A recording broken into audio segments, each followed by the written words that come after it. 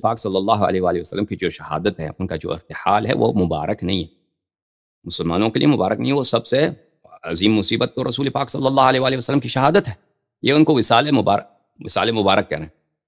جیسے کوئی مبارک کس کو کہتے ہیں؟ جس بات میں بہت برکت ہو، جس بات میں بہت برکت ہو۔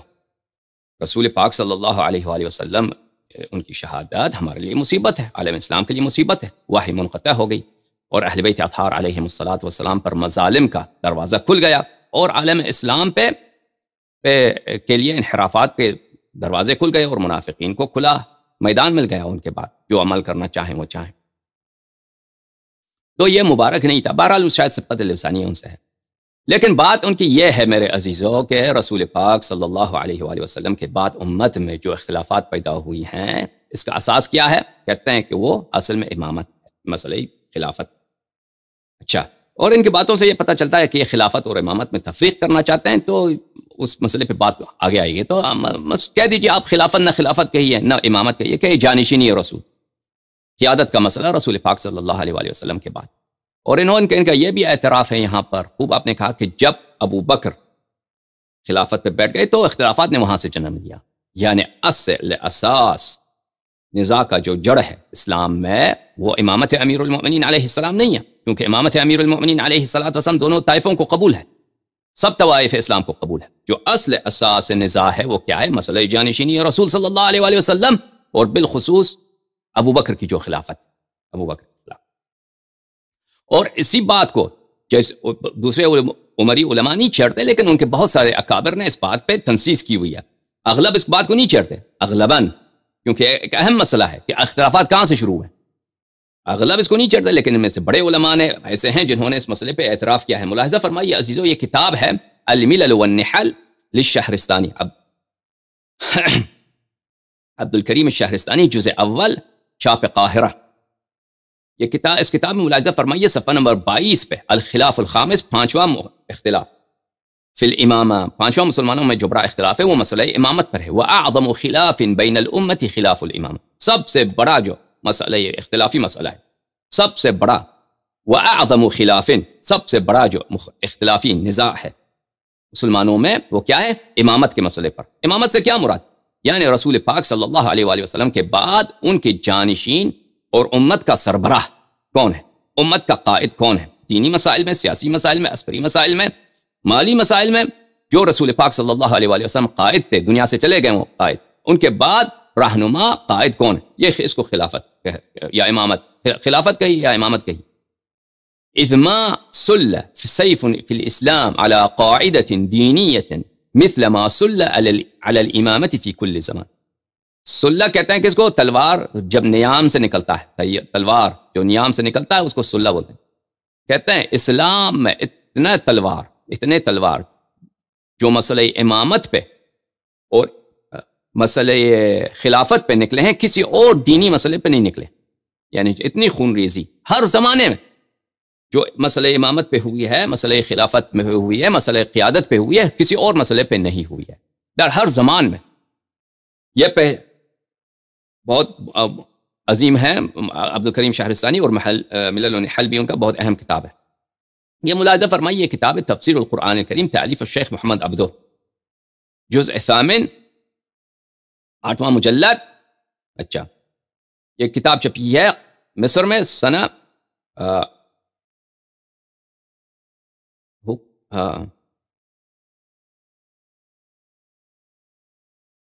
یہ ان کے شیخ محمد عبدو، یہ جو ہیں اخوان المسلمین کے قائد بھی ہیں اور بہت بڑے ان کے رہنما ہیں۔ ان کی جو تفسیر ہے یہ مجلہ المنار میں، وہاں پہ ایک بہت بڑا میگزین، اہم میگزین ہوتا تھا اخوان المسلمین کے سے قبل، یا اخوان المسلمین کے جو اس سے قبل کا زمانہ ہے، اس زمانے میں قاہرہ میں المنار میں، وہ بہت علمی مجلہ تھا، وہ بہت علمی میگزین تھا، وہ اس میں چھپتا تھا۔ تو بعد میں اس کے وہ سلسلہ جو تھا وہ شیخ محمد رشید رضا نے اس کو چھاپا تھا اسی میگزین میں، بعد میں اس کو کتاب کی شکل پہ چھاپا گیا ہے، اور یہ تفسیر ہے ان کا شیخ محمد عبدو کا، کافی معروف و مشہور شخصیت ہیں یہ۔ یہاں پہ صفحہ نمبر 217 میں یہاں پہ فرماتے ہیں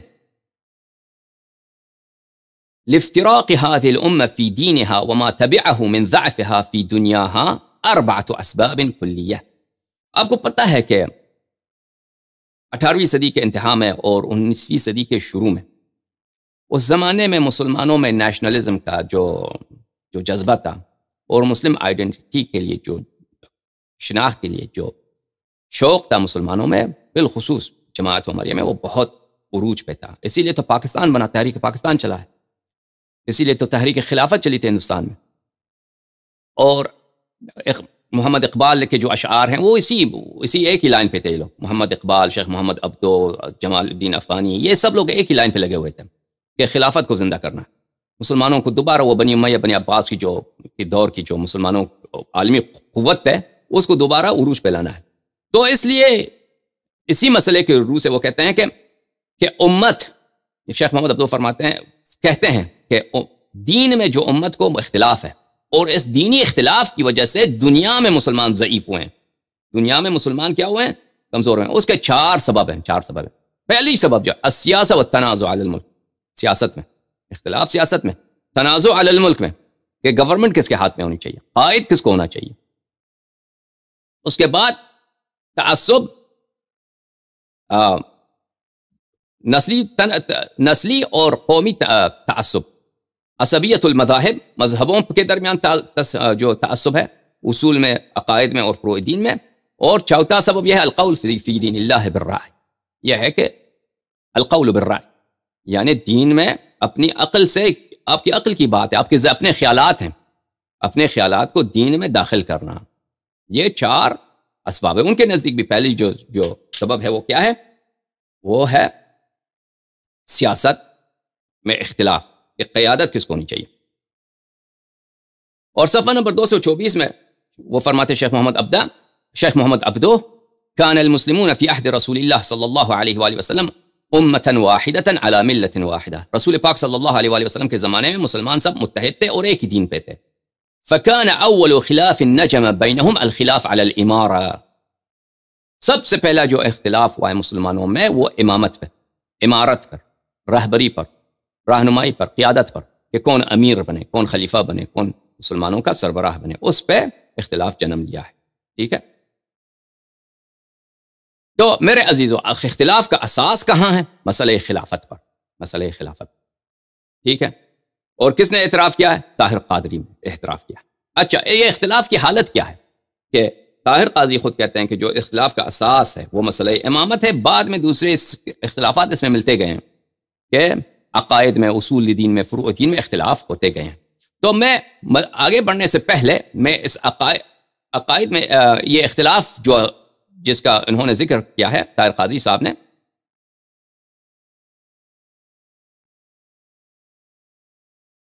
میں اسی کے متعلق رسول پاک صلی اللہ علیہ وآلہ وسلم کی وہ مشہور و معروف حدیث جس میں وہ فرماتے ہیں کہ میرے امت کے 73 فرقے ہوں گے اور سب فرقے جہنم میں ہوں گے سوائے ایک فرقے کے، وہ آپ کو دکھانا چاہتا ہوں. ملاحظہ فرمائیے، یہ کتاب السنن ابن ماجہ القزوینی، سنن ابن ماجہ، چھاپ دار التحصیل، جلد نمبر 2، سنہ 2014 میں چھپی ہے. یہاں پہ باب افتراق الامم، باب افتراق الامم میں ابو ہریرہ سے روایت ہے کہ رسول پاک صلی اللہ علیہ وآلہ وسلم نے فرمایا تفرقت اليہود على 71 فرقہ وتفترق امتی على 73 فرقہ. فرمایا کہ میں یہود 71 فرقوں میں بٹ گئے اور میری امت جو ہیں وہ 73 فرقوں میں 73 فرقوں میں بٹ جائیں گے، تقسیم ہو جائیں گے. اور دوسری جو حدیث ہے عوف ابن مالک سے روایت ہے کہ رسول پاک صلی اللہ علیہ وآلہ وسلم نے فرمایا افترقت الیہود علی 71 فرقہ، یہود 71 فرقوں میں بٹ گئے. فواحدۃ فی الجنۃ و70 فی النار، ان میں سے صرف ایک فرقہ یہود کا جنتی ہے، باقی سب جہنم میں. وافترقت النصارى على 72 فرقہ، نصارہ جو ہے 72 فرقوں میں تقسیم ہوئے، 72 فرقوں میں تقسیم ہو گئے ہیں. ف71 فی النار وواحدۃ فی الجنہ، ان میں نصارہ کے 72 فرقوں میں سے 71 فرقے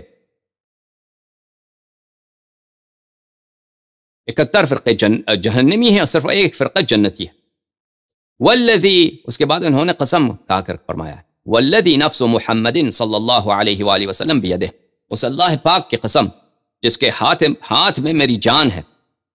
رسول پاک صلی اللہ علیہ وآلہ وسلم فرما رہے ہیں لتفترقن امتی علی 73 فرقہ، بے شک، لام تاکید، نون تاکید ثقیلہ، بے شک، بلا ریب، اس بات میں شک ہی نہیں، یقینی طور پر میری امت مفترق ہو جائے گی 73 فرقوں میں، فواحدۃ فی الجنہ و 72 فی النار، تو ان میں سے 71 فرقے معاف کیجیے 73 فرقوں میں سے 72 فرقے جہنم میں جائیں گے، صرف ایک فرقہ جنت میں جائے گا۔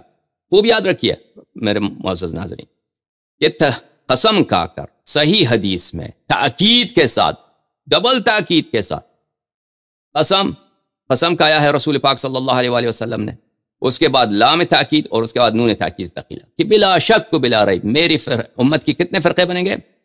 73، اس میں سے 72 جہنمی، ایک فرقہ جنتی۔ ٹھیک ہے، قیل یا رسول اللہ صلی اللہ علیہ وآلہ وسلم من ہم، ان سے پوچھا گیا کہ یا رسول اللہ صلی اللہ علیہ وآلہ وسلم کون ہیں؟ فرمایا الجماعہ۔ اب الجماعہ، اب اس فقرے کے متعلق آئندہ ہم جا کر آپ سے بات کریں گے۔ الجماعت کو اگر آپ اردو زبان میں ترجمہ کریں، اس کا کیا مطلب بنتا ہے الجماعہ کا؟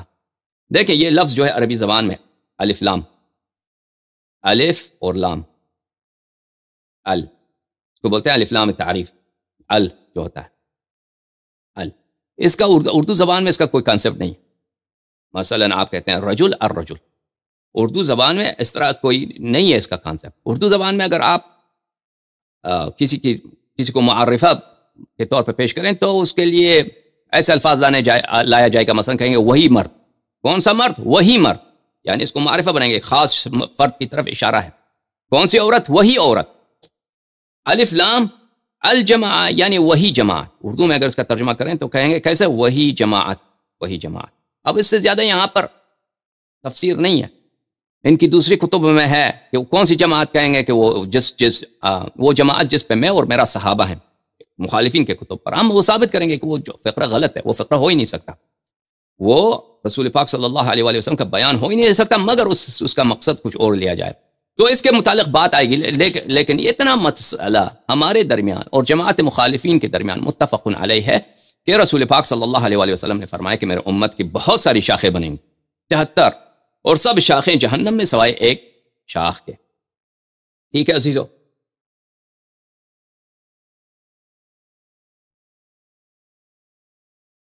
اچھا یہ روایت جو ہم نے آپ کے سامنے پیش کی ہے روایت صحیح ہے، اس کو تصحیح کرنے کی ضرورت نہیں ہے، کافی مشہور و معروف روایت ہے۔ اگر کوئی شک کرتا ہے تو وہ اگر چاہیں تو وہ البانی صاحب کی جو صحیح سنن ابن ماجہ مجلد نمبر 3 صفحہ نمبر 307 میں اس میں مراجعہ کیجئے، ان روایات کو اس نے صحیح قرار دیا ہے۔ اچھا میرے عزیزوں، یہاں پہ جو اہم نکتہ میں آپ کو خدمت میں بتانا چاہ رہا ہوں کہ طاہر قادری نے ایک اعتراف کیا کہ جو اصل اساس اختلاف ہے، جو اختلاف کا آغاز ہے، وہ کس مسئلے پر ہے؟ مسئلہ امامت پر ہے۔ باقی دوسرے مسائل جو اختلافات ہیں وہ فرعی ہیں، وہ امامت میں اختلافات کے ساتھ مل گئے ہیں، بعد میں شروع ہیں، لیکن اساس اختلاف کیا ہے؟ وہ مسئلہ خلافت، ایک مسئلہ۔ اور یہ جو امت میں جو اختلافات ہیں، یہ رسول پاک صلی اللہ علیہ وآلہ وسلم کی حدیث آپ دیکھ کر اس سے آپ کو بخوبی اندازہ ہو گیا ہے کہ یہ اختلافات جو ہیں یہ کوئی معمولی بات نہیں ہے، یہ کوئی معمولی بات نہیں ہے، یہ بہت ہی سیریس ہیں۔ اس اختلافات کی وجہ سے امت کے جو اکثریت فرقے ہیں وہ جہنمی ہیں، اس میں کوئی تعارف ہی نہیں ہے کہ رسول پاک صلی اللہ علیہ وآلہ وسلم نے فرمایا کہ سوائے ایک فرقے کے سب باقی جہنم میں جائیں گے۔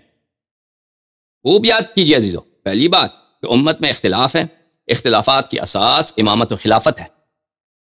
دوسری طرف اختلافات یہ کافی سیریس ہیں، کیوں؟ اب دنیا میں اس کی آفتیں کتنی ہیں وہ تو الگ بات ہے، اس سے بڑھ کر اس کی ابدی جو آفت ہے وہ یہ ہے کہ سب امت جہنمی سوائے ایک فرقے۔